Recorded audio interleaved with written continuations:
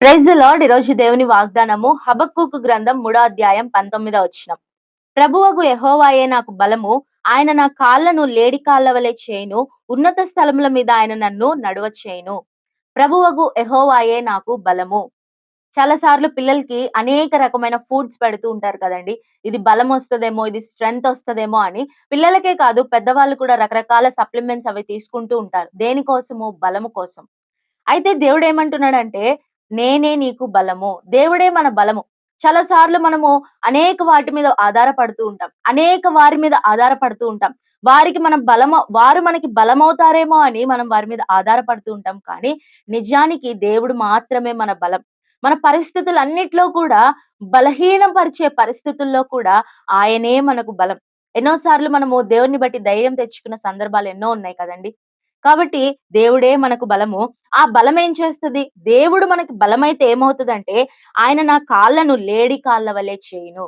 ఎప్పుడైనా ఈ జింకలు పరిగెత్తడం మనం చూస్తే, అవి చాలా ఫాస్ట్‌గా పరిగెడతాయి. కాబట్టి ఎప్పుడైతే దేవుడు మనకి బలమవుతాడో, ఎప్పుడైతే మనము దేవుని బలం మీద ఆధారపడతామో, మనము కూడా ఆ రీతిగా ఉండటానికి దేవుడు సహాయం చేస్తాడు.